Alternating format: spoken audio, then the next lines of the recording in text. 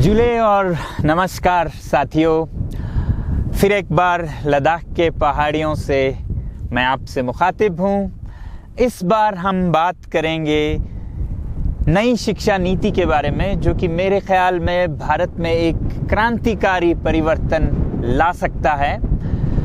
इस पर बहुत से लोगों ने टिप्पणी की, तो मैंने सोचा कि मैं पूरे शिक्षा नीति पर न बात करूं, बल्कि इसमें से सबसे बड़ी क्रांतिकारी जो बात लगी मैं उस पे बात करूं, और जिससे मेरी ज़िंदगी लगभग 30 सालों से जुड़ी रही है, और वो है शिक्षा का माध्यम, भाषा, मीडियम ऑफ इंस्ट्रक्शन, जो कि इस शिक्षा नीति में कहा गया है कि मदर टंग यानी कि मातृभाषा हो, मादरे ज़ुबान हो। ये एक बहुत ही बड़ी तब्दीली ला सकती है हमारे इस देश में, और इस पर मुझे डर ये है कि हम कहीं अपने नादानियों के वजह से, असमंजस के वजह से, ये एक बहुत बड़ी जो अपॉर्चुनिटी है, मौका है, वो हमारे हाथ से न चला जाए। क्योंकि बहुत से लोग ये भी कह रहे हैं कि अंग्रेज़ी को हटाकर अगर हम मातृभाषा को माध्यम करें तो हमारे बच्चे क्या पिछड़ नहीं जाएंगे, क्या वो आईटी और आईआईटीज़ में जा पाएंगे दुनिया के स्तर पर। तो इस बारे में मैं आपसे अपना और कुछ खास लोगों के जो अनुभव हैं वो बांटना चाहता था। सबसे पहले तो अपना बांटूं। मैं लद्दाख में लगभग 30 वर्षों से शिक्षा के ही क्षेत्र में काम करता आया हूं। जब मैं इंजीनियरिंग कर रहा था उस दौरान और उसके ठीक बाद से ही लद्दाख के शिक्षा के हालात को सुधारने में लगा रहा, और हालात उस समय 80 के दशक में कुछ इस तरह का था जहां की बच्चे शिक्षा के भार के नीचे दबे जा रहे थे और सीख बहुत कम रहे थे, बल्कि जो कुछ यहाँ का पर्यावरण और यहाँ की संस्कृति सिखाती है वो भी भूल रहे थे। और भाषा की हालत, शिक्षा माध्यम की हालत कुछ इस तरह थी जहाँ एक लद्दाखी बच्चे को घर में माँ एक सेब दिखाकर बोलती खुशू, और फिर स्कूल में जाते तो वहाँ मास्टर जी शुरू के कक्षाओं में उर्दू मीडियम हुआ करता था, तो एक सोटी लेके बोलते थे सेब, बच्चा परेशान। और फिर 6 साल के बाद ये मास्टर भी नए सिरे से एप्पल बोलने लग जाते थे। बच्चे बिल्कुल परेशान और पिस जाते थे इस प्रणाली में, और हैरानी की बात नहीं है कि फेल हो जाते थे लगभग 95%। तो लद्दाख में इन हालातों से जूझता हुआ 30 सालों से आया हूँ। तो जब ये नई शिक्षा नीति मेरे हाथ लगी तो मेरे खुशी का तो ठिकाना नहीं रहा। जिन भी बातों पर हम वकालत करते आए हैं बदलाव की, वो सब इस नीति में थी। हाँ, कुछ चीज़ें बहस के लिए भी हैं, खासकर उच्च शिक्षा के बारे में, मगर ये तो होनी भी चाहिए, जिस पे कि मैं अगले किसी अंक में बात करूंगा। मगर सबसे बड़ा परिवर्तन, क्रांतिकारी परिवर्तन मुझे लगा ये कि इस दस्तावेज में मातृभाषा को माध्यम, मीडियम ऑफ इंस्ट्रक्शन बनाने की बात कही गई है। अब मातृभाषा दिल्ली में हिंदी हो सकती है, तो पंजाब में पंजाबी, तो तमिलनाडु में तमिल और बंगाल में बंगाली। यही खूबसूरती है भारत की विविधता को बनाए रखने की और बच्चों को अच्छी तरह से हर ज्ञान का पकड़ बनाने की। अब कुछ लोग ये भी कह रहे हैं कि ये एक विवादास्पद, कंट्रोवर्शियल बात है कि अंग्रेज़ी पर हमारा अगर पकड़ चला जाए तो हमारे बच्चे पिछड़ जाएंगे। ये मैं कई बार कहता आया हूँ कि जिन देशों के बच्चे मातृभाषा में पढ़ते हैं उनकी सूझबूझ और क्षमता कहीं ज़्यादा होती है उन बच्चों से जिन्हें ज़बरदस्ती अंग्रेज़ी में पढ़ना पड़ता है, जबकि माहौल में अंग्रेज़ी नहीं हो। तो कुछ लोगों का मानना ये है, या भ्रम ये है, कि अंग्रेज़ी माध्यम न रहे तो हमारी अंग्रेज़ी पे पकड़ नहीं रहेगी, हम आईआईटीज़ में नहीं जा पाएंगे, हमारा विकास कम हो जाएगा। तो भ्रम तो एक तरफ, आंकड़ों पे जाते हैं। आइए देखते हैं विश्व के कैसे देश कैसा विकास कर रहे हैं।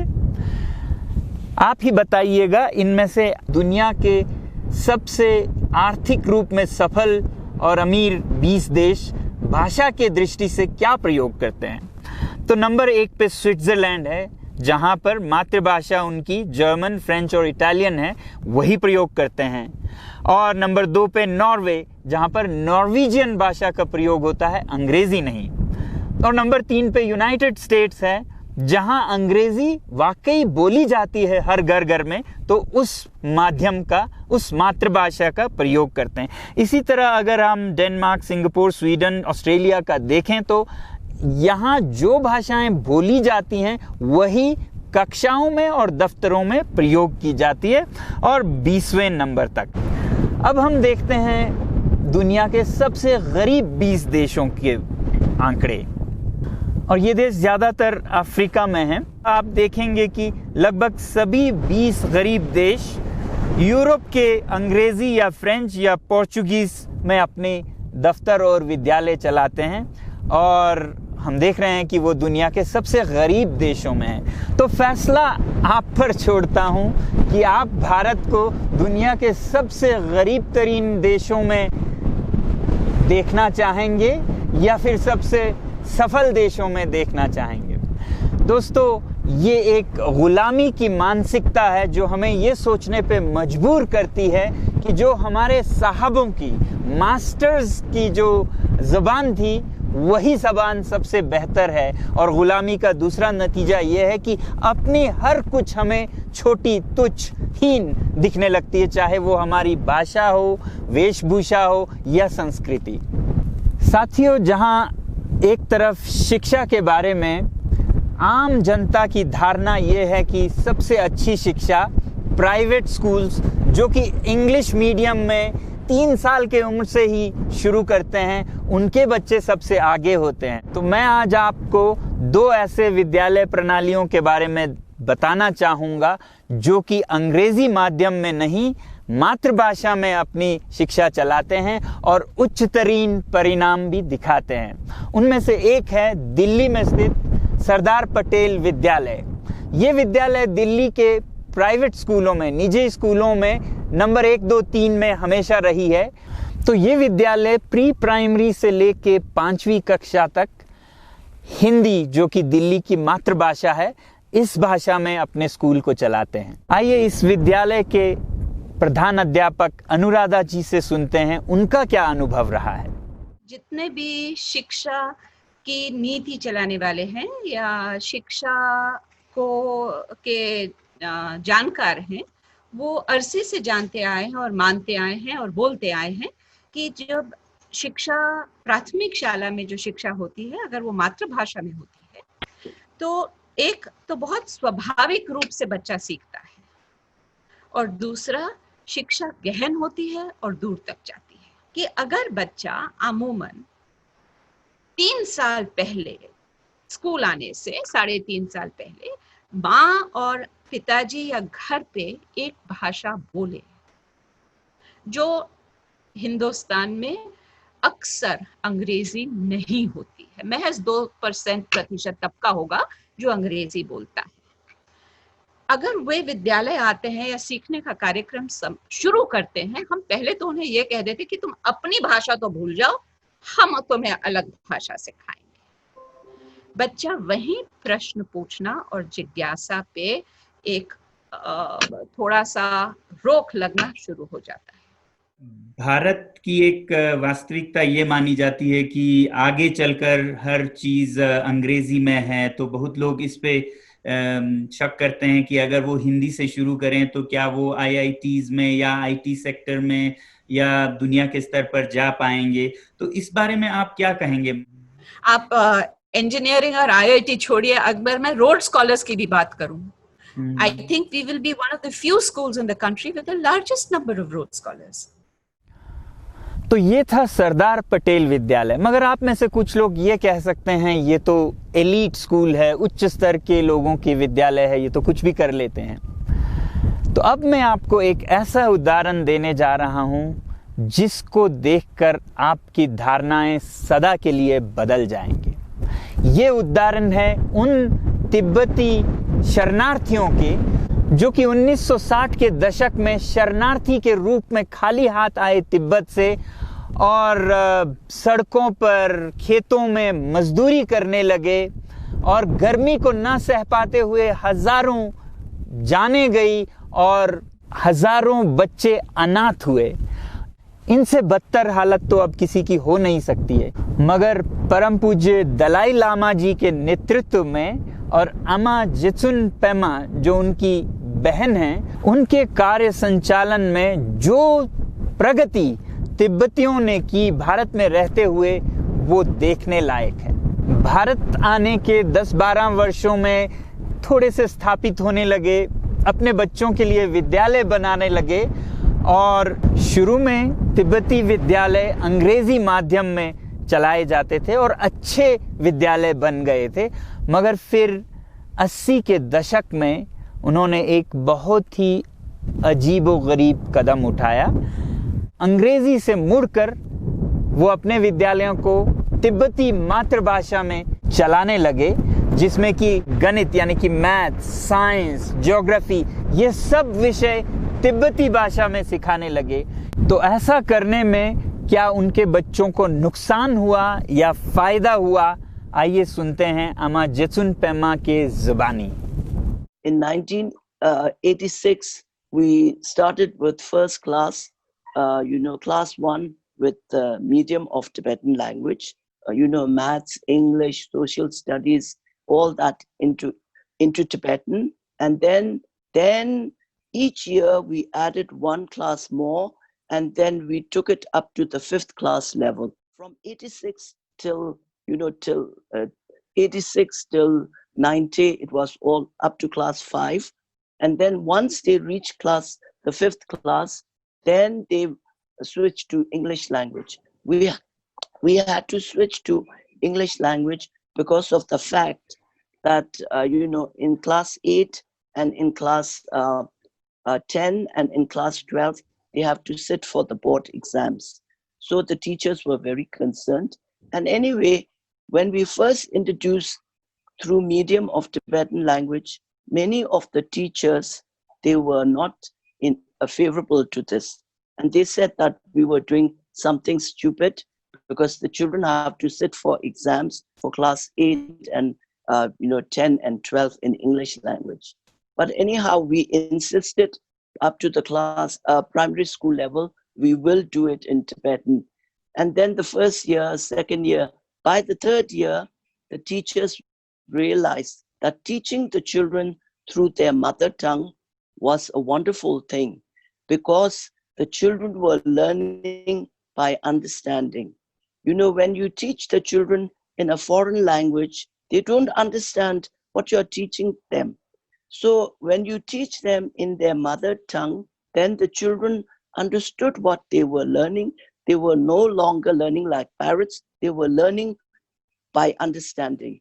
And when they understood what they were learning, then the children asked more questions. And when they asked more questions, they were even learning more. So with the Tibetan language, it went up to class 5. Then from class 5, but along from class 1, even from kindergarten, we always taught English as a strong second language. So the children were learning, Tibetan and English simultaneously from kindergarten. Then when they reached class 4, they were taught Hindi. So by the time they were in class 5, they were taught 3 languages. When they reached 6th class and we switched over to English language, there was no problem because the children's knowledge was firm. They had a good foundation and in whatever they were learning in all the subjects. And once you have a good foundation in your understanding of maths and English or history or anything, if you have a good foundation, to switch over to another language was no problem. Wonderful, Amala. So you were talking about there were some criticisms from teachers, and were there criticisms from other people also, like we see today, that the English may become weak and they may not perform as well if it is mother tongue? Were there such criticisms in the beginning, and how did you handle? Well, most teachers in India, once you have a teacher's training, they are all very textbook oriented teachers. So when they're textbook oriented teachers, the main thing they're concerned is the children doing their exams. But actually, even if you're doing your exams, if you understood the subject better, you do better in your exams. So the teachers, of course, thought that teaching them in Tibetan medium, they would not know English when they had to sit for an examination. But then after, the first batch of children who learned through Tibetan medium, when they reached the, 8th class and had to do an exam of the board, they did much better than the other students who were taught through medium of English language. Because, and what does this prove? This proves that if you understand what you're learning, that stays with you. But if you learn like a parrot and just repeat, then I think you forget it quicker. So that way, now today, the teachers all appreciate this system, teaching through mother tongue. अब आप में से कुछ लोग सोच रहे होंगे, चलिए तिब्बती मातृभाषा में विद्यालय चलाया, तिब्बती संस्कृति को संजोए रखा, मगर फिर 12वीं कक्षा के नतीजों का क्या हुआ? क्योंकि आखिर तो उस पे हमें ध्यान देना है और उस पे ही हमारे दाखिले एडमिशन्स होते हैं। तो ज़रा देखिएगा, ये नतीजे बता रहे हैं कि भारत में ये शरणार्थी जो खाली हाथ आए थे 60 साल पहले, और आज उनके विद्यालय भारतीय विद्यालयों से भी आगे निकल चुकी है। तो साथियों, मैं ये मानता हूँ कि अंग्रेज़ी भाषा आजकल बहुत ज़रूरी बन गई है और हमारे हर बच्चे को इस भाषा पर पकड़ होनी चाहिए। मगर भाषा सीखने का मतलब ये नहीं है कि उसे माध्यम बनाया जाए। मीडियम ऑफ इंस्ट्रक्शन बिल्कुल अलग चीज़ है।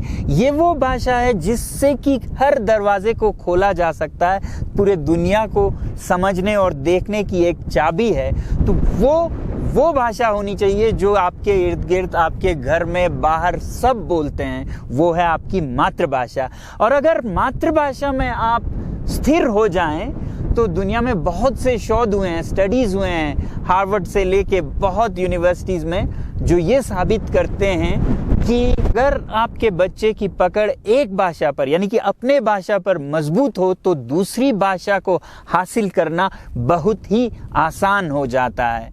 और इसीलिए यूनाइटेड नेशंस ने तो ये कहा है कि हर बच्चे को मातृभाषा में शिक्षा पाने का अधिकार होना चाहिए।